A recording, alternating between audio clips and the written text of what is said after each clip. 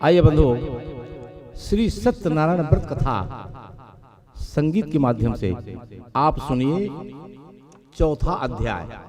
ये चतुर्थ अध्याय आपके समक्ष रख रहा हूं। आइए।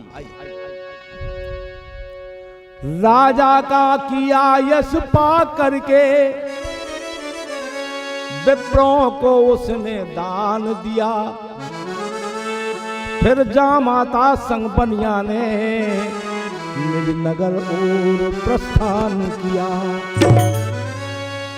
कुछ दूर गया साधु बनिया, प्रभु सत्यदेव ने यह ठानी, लेते हैं अभी परीक्षा हम, कुछ बदला है क्या अभिमानी। फिर दंडी साधु बेश धरे नौका तक पहुंच गए भगवन, पूछा क्या है इस नौका में, कृपया बतलाए हमें श्रीमन। तो घन के घमंड में अति डूबा वह बणिक महा था अभिमानी।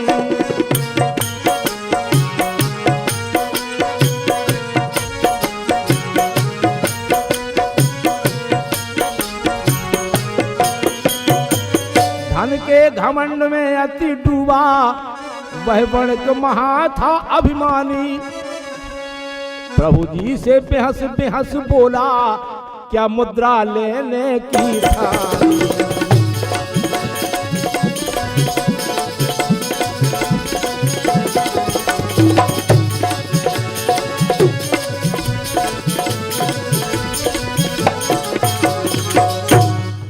उस रूप में भगवान स्वयं गए तो भगवान से उसने कह दिया, हमारी नाव में कुछ नहीं, क्या पैसा लेना चाहते हो? हमारी नाव में तो केवल लता पता भरे, लता है और पत्र भरे मेरी नौका में हे भगवान। जो था असत्य सुन प्रभु बोले, सच होवे तेरा कहा वचन। दंडी का रूप धरे भगवान, कुछ दूर चले जब जाते हैं, कुछ चले जब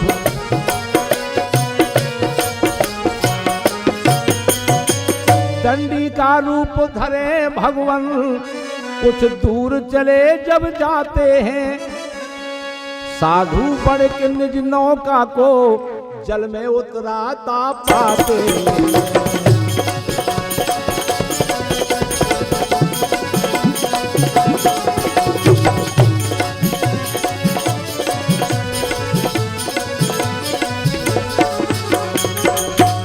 यह देख हुआ आश्चर्य बहुत, साधु नौका तक आते हैं।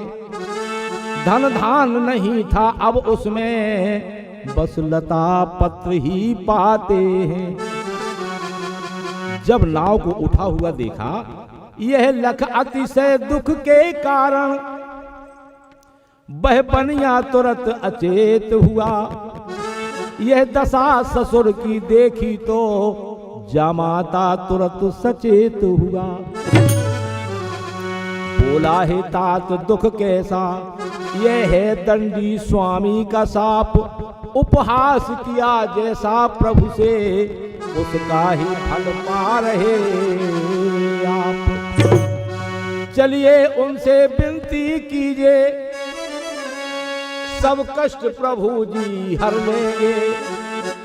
इनकी महिमा है अति न्यारी, फिर धन से नौका भर देंगे। जामाता जी के वचन सत्य सुन ससुर साधु था पछताया, फिर हाथ जोड़ करता प्रणाम, दंडी स्वामी ढिन है आ।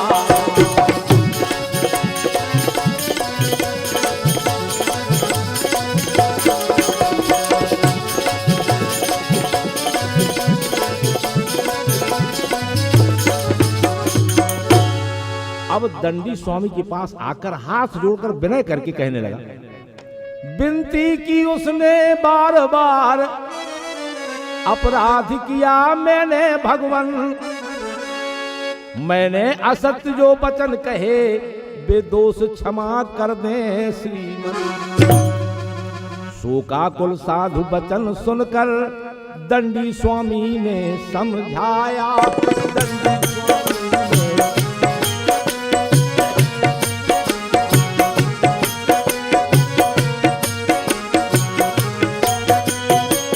शोकाकुल साधु वचन सुनकर दंडी स्वामी ने समझाया कि मेरी पूजा से विमुख हुए तो तुरंत उसी का फल पाया।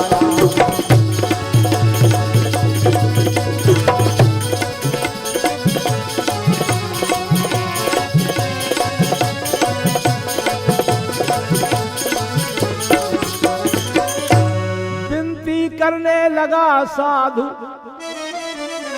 प्रभु लीला अजब तुम्हारी है, ब्रह्मादि समझ ना पाए जब तब क्या सामर्थ्य हमारी है। भगवान की माया से मोहित ये सब जब जान नहीं पाते, तब हम कैसे अज्ञानी जन प्रभु कोप समझ कैसे पाते। मेरे अपराध क्षमा कर दे, अब करूंगा पूजा में भगवान, मेरे सब कष्ट हरे प्रभु जी, लौटा दे मेरा खोया धन। विनय करने लगा, निवेदन करने लगा दंडी स्वामी से, साधु की विनती सुन वर, साधु की विनती सुन वर देकर दंडी जी अंतर ध्यान हुए। धन वापस नौका में पाकर प्राणों में फिर उसके प्राण हुए।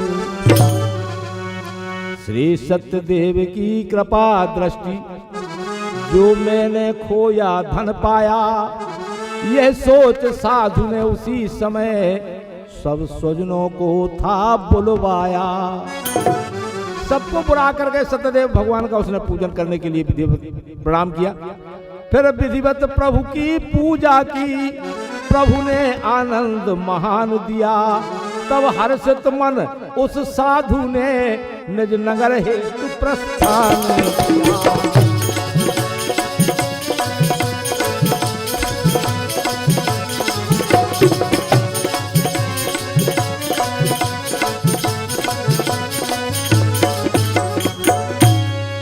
जब अपने नगर के लिए चल दिया, फिर रत्नपुरी को पास देख जामाता को था बतलाया, जामाता को था बतलाया।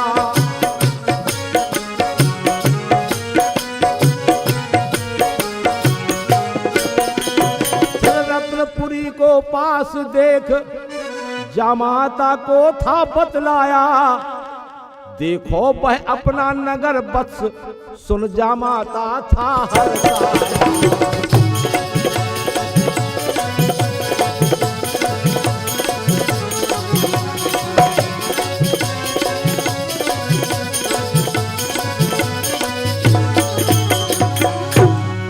दोनों बंधु बड़े प्रसन्न हो रहे हैं। निज दूत भेज कर साधु ने था संदेशा यह भिजवाया, आ रहे जामाता संग साधु, नौका में भरी विपुल माया। रत्नपुरी में जा करके साध्वी को दूत ने बतलाया, पति जामाता संग लौटे हैं, सुन पत्नी का मन हर्षाया।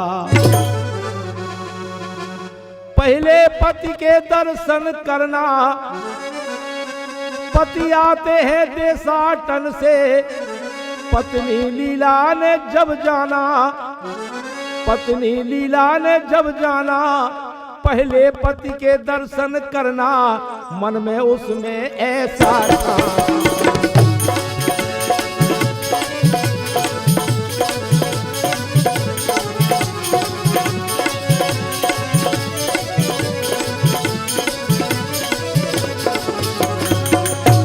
मन में विचार कर लिया कि मेरे पति आ गए हैं, तो पहले हम अपने पति के दर्शन करेंगे। श्री सत्यदेव की पूजा की, लेकिन प्रसाद नहीं पाया।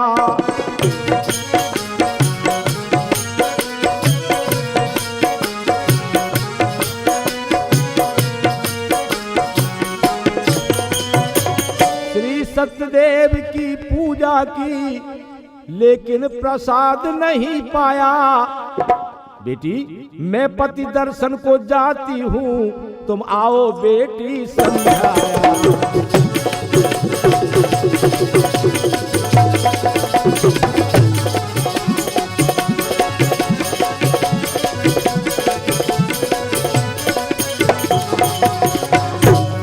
तो बेटी भी निज पति दर्शन को सत्वर ही भागी जाती है।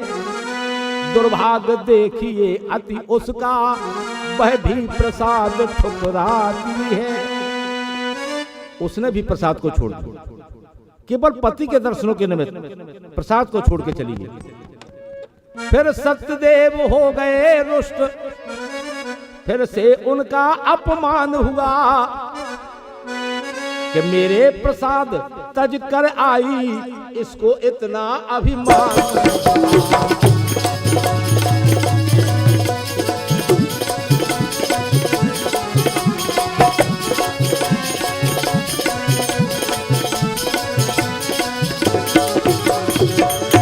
फिर भगवान सत्य देवता फिर रूठ, धन धान्य पूरित वह नौका, प्रभु कोप से डूब गई जल में। जामाता भी उसमें डूबा, फल ऐसा उन्हें मिला पल में। निज पति को ना पा कलावती, रोने लगी बिलख करके। था साधु चकित नौका चालक, कुछ समझ नहीं पाए कैसे। पल भर में नौका डूब गई, अब क्यों और कैसे हुआ कैसे। था साधु चकित नौका चालक, कुछ समझ नहीं पाए कैसे। साधु की पत्नी बोल उठी, उसने कहा थे अभी यहाँ पर जामाता, किस देव उपेक्षा के कारण ऐसा संकट हम पर आता। बेटी रोती को गोदी ले, रोती बेटी को गोदी ले, वह भी करती थी खूब रुदन। उसके दुख में थे डूब गए सब संगी साथी और स्वजन। फिर पति वियोग में कलावती ने अपने मन में यह ठाना, संग लिए पादुका पति की, उसके संग जल कर मर जा।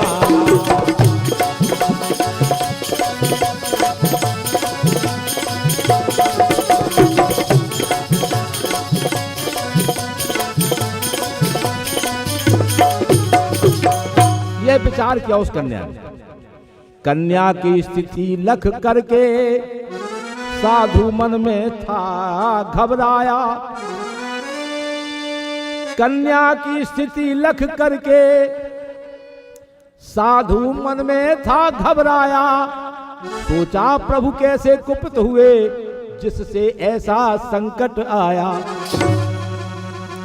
सत्यदेव ने नौका को जामाता संग डुबाया है, या हम सब हैं ये मोहग्रस्त, यह उनकी कोई माया है।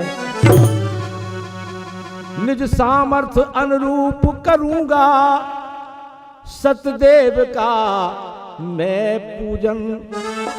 तुमको प्रणाम है बार बार, सब कष्ट हरो मेरे भगवान। हे भगवान, मेरे कष्टों का हरण कर लीजिए, मेरे कष्टों को हरण कर लीजिए। बहुत प्रार्थना की बनिया ने, फिर प्रभु को दंड प्रणाम किया। तब हुई अचानक नभवाणी, जिसमें प्रभु ने आदेश दिया। मेरा प्रसाद तज तनया ने मेरा अति ही अपमान किया। इससे मैंने उसके पति को जल में ही अंतर ध्यान किया।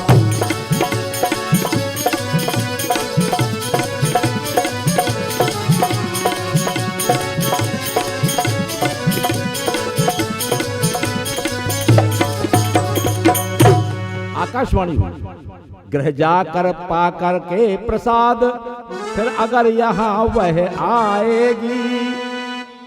गृह जाकर पाकर के प्रसाद, फिर अगर यहाँ वह आएगी, इसमें कोई संदेह नहीं, निज स्वामी को पा जाएगी।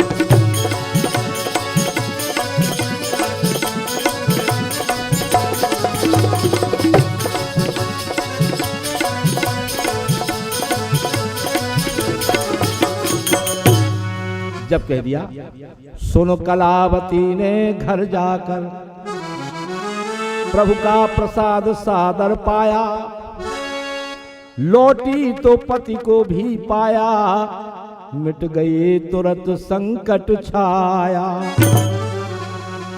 पति पाकर हर्षित कलावती, थी बोली अतिशय मृदुल वचन, हे पिता श्री क्यों हो विलंब, निज ग्रह के हित अब करें गमन।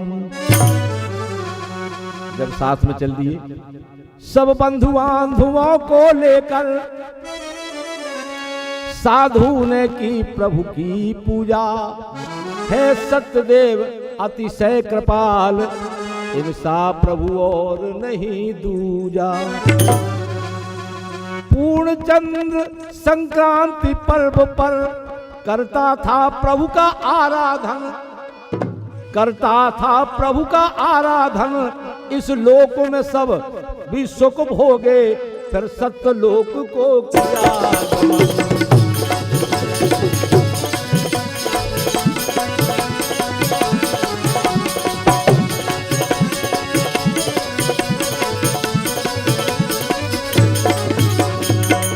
पूर्णिमा और संक्रांति के पर्व पर भगवान सत्यदेव का आराधन किया करता था और अंत में सत्यलोक के लिए चला जाता है, इस लोक का सुख भोगने के पश्चात।